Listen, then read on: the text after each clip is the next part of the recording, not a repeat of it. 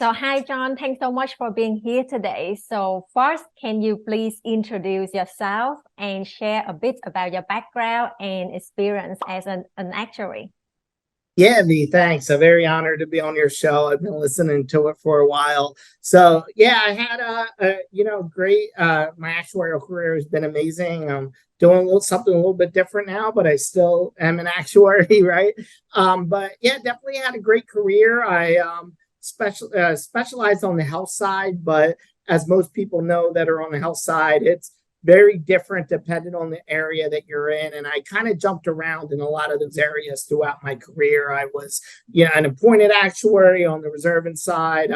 I did commercial work, certified small group, large group consumer products, and the pricing and the rate filings for them. I did Medicare, was a certifying actuary for Medicare Advantage.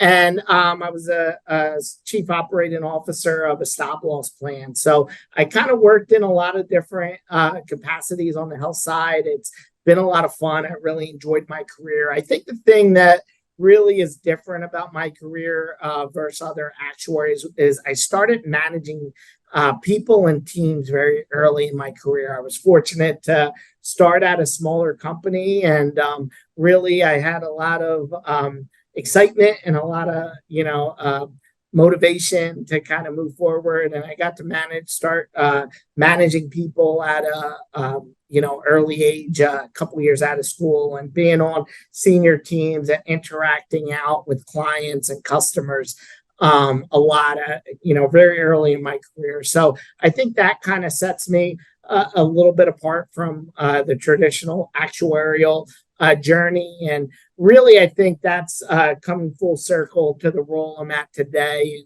I always emphasize a lot of training and development on my team. So, yeah, I think it set me up good for this role that I'm in now. Okay, that's great. And I always love that whenever we talk, you always sound so excited about your work, and then you always say, describe it as like fun. So like that is a very positive energy that you usually bring in when we have conversations. And you definitely had a fascinating and very diverse career journey. Like you didn't even mention it, but like working as an MMA fighter before holding all of these various actual positions and your current role right now with the Society of Actuaries. So like how did your experiences shape your approach to challenges and opportunities in the actuarial field? Yeah, and I always try to find things that I'm passionate about. And I was an MMA fighter while I was an actuary. So yeah, fortunately the company that I worked at had a gym in the building and got to train down there during lunch, and was able to get out at a reasonable hour and get to the gym right after work. So it was a busy, balancing the two, but it was a lot of fun. And yeah, I definitely think a lot of it goes hand in hand.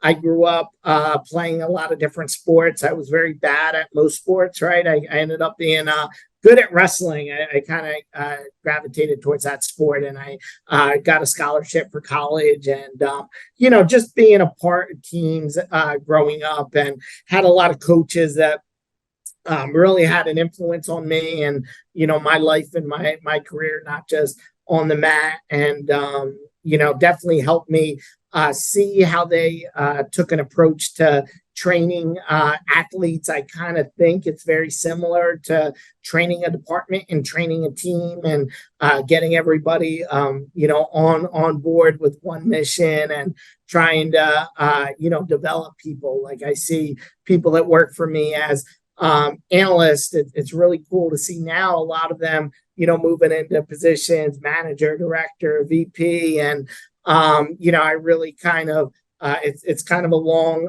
journey, right? But it's always great to see that occurring and that happening. And I always kind of think about the parallels of that's just the way I grew up. And that I went to school, and after school I did the sports world. And now I see that very similar as how I kind of had that in my head to kind of train my teams and everything. Yeah. Mm. Nice. And then I think you are a perfect fit for your current role right now as the professional development learning and content design director at the Society of Actuary as well. And thanks again for reaching out to me back then, so we have the opportunity to work more closely together on this.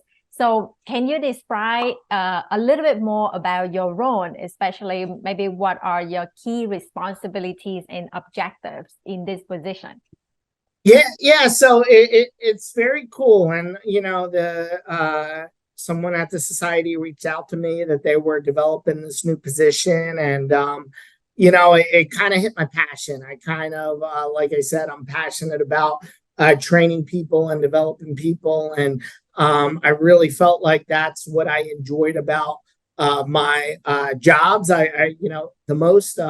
It's good to say, hey, we made X amount of money and we did X and Y, but I really enjoyed when I see people move up throughout their career. So it's a new position, so I'm kind of navigating it as I go. I took it not quite a year ago, and a big thing that we're doing is we're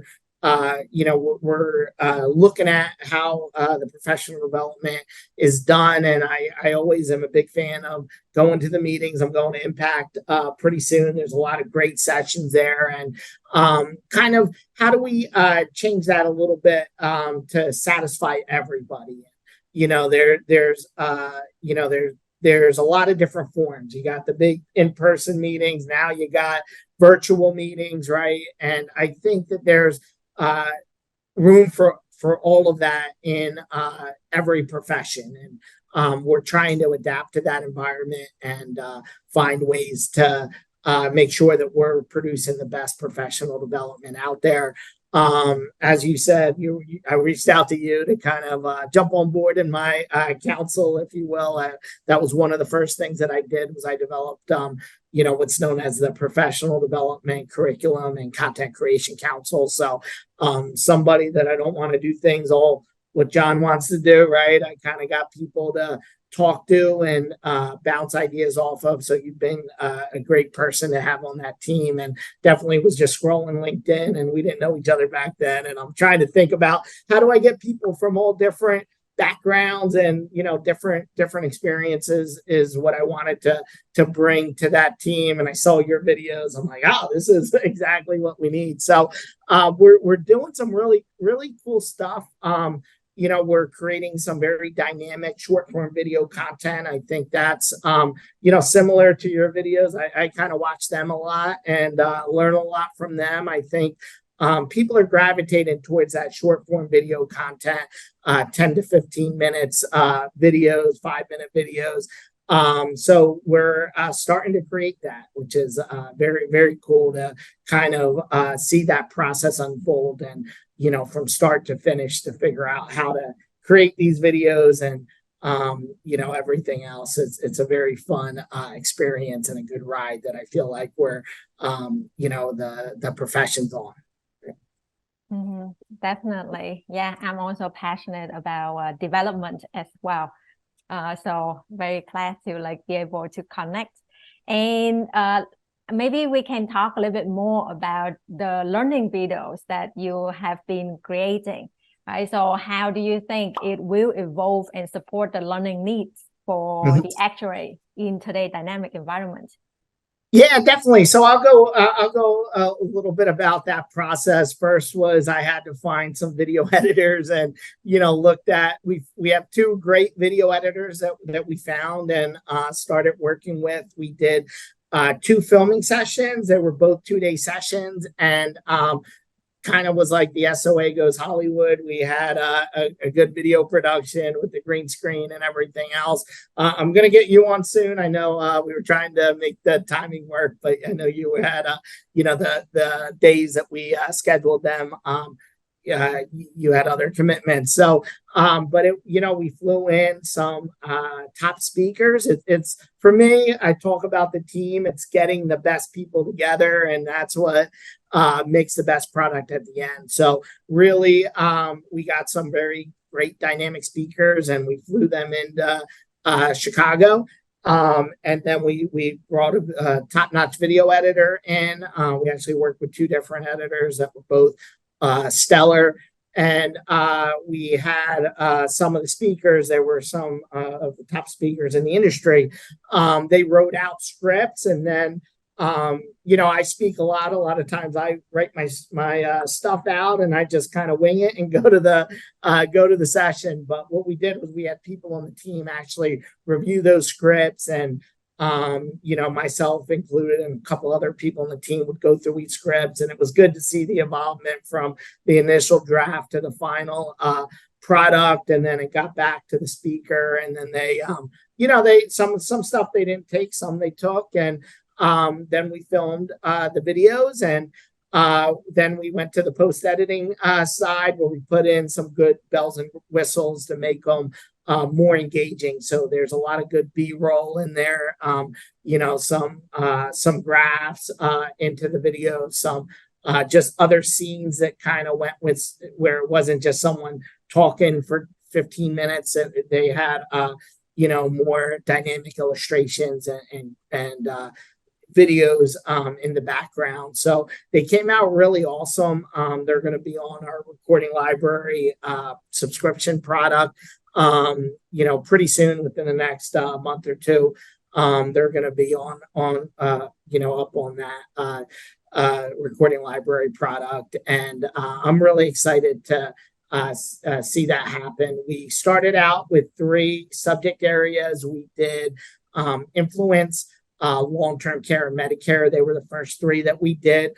We're currently now working on the next 2. The next 2 are life and AI. Everyone wants to know about AI right now. And then the next 2 after that we have planned are investment and retirement. So they're the next 2. And we have a big list of, what we're going to do after that. But the plan is to just keep attacking these, different subject areas. I'm a health actuary. I don't really need to know the retirement side, but I might want to, learn a little bit about it, right? But trying to get enough content and enough video out there that there's something out there for everybody. And when these, very niche changes come in, that people need to know them very quickly. We had Kevin Pierce come in and do some great Part D videos on the Medicare Part D changes that occurred recently with the Inflation Reduction Act, and that's very critical for Medicare actuaries to learn. So when new changes are coming out, whether they're regulatory changes, whether they're changes in trends, we're going to make sure we're trying to stay ahead of the game to get that content out to people. Mm-hmm. Yeah, I would say big part of being an actuary is also keep up to date with all of the knowledge and the development, and how we can continue to be ahead of the curve and everything, right? So I think it's exciting for like the SOAs and different actual organizations always trying to promote the professional development. So with your extensive experience in the industry so far, so how do you see the role of online education and professional development going to be evolving for actuaries in the coming years? Yeah, I see it becoming more and more important. I think 20 years ago, if I needed to change a headlight in my car, I would open up an owner's manual and read through it and figure out how to do that. Nowadays, you go in and you go on YouTube and you type in the make and model, how to change a headlight, and there'll be probably 7 videos that'll show you how to do that. So I think the actuarial profession is not different. I think people are gravitating to learning that way, especially, like you said, staying on top of trends that are coming about. If you have an annual rate filing, right, and that's due in June, you need to know information that's coming out in May that might affect what goes into that rate filing. So it keeps you up to the more up-to-date information. It will allow you to find things very quickly and accurately, and not have to sift through pages and pages of documents to find what you need. And I just see that this, the trend in the actuarial profession is not going to be too much different than just anything else that is out there. People are going to need to get information, and it's going to be more going to podcasts, videos to get that information. Mm-hmm. Yeah, I agree as well. Yeah. So we are now at our last questions, and I want to get at with your very diverse background in many different roles so far. Like, what advice would you offer to aspiring actuaries who want to consider unconventional career path, or like just interested in exploring like various industry beyond the traditional actuary roles? Yeah, I think you got to learn and experience a lot of different things. I think I see a lot of what you're doing with your videos and your podcasts, and then you volunteer a lot with the SOA, which is great, and you're learning a lot from that, right? And those things that you're learning outside of your typical day-to-day job, that's going to help you in having options to do something more outside of the box. So I think you never know you never know what's going to be out there or what opportunity is going to be out there for you. I never would have thought I'd be working at the SOA, but an opportunity came up, and I felt like things I was doing in my career and outside of my career kind of put me into a place where I felt really good about taking that opportunity and taking that role. So I really think just having the most experiences that you could have, and trying to find things that do stimulate your passions as well.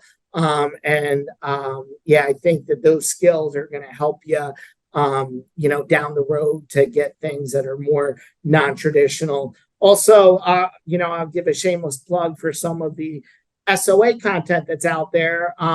We definitely have a lot of more leadership content that's available to you, and a lot of either training sessions or just at the meetings. There's a lot of leadership content, and they do quarterly workshops. I attended one with Ray Dodonna, and they're really good. They honestly get we get a lot of good reviews in for most of the professional development that we put out, and honestly, the leadership content and the leadership workshops and things like that, they tend to get the highest reviews for us as well. So there's some very good things at the SOA you can lean into to get some of these non-traditional actuarial skills. And watch these blog. That's another great way.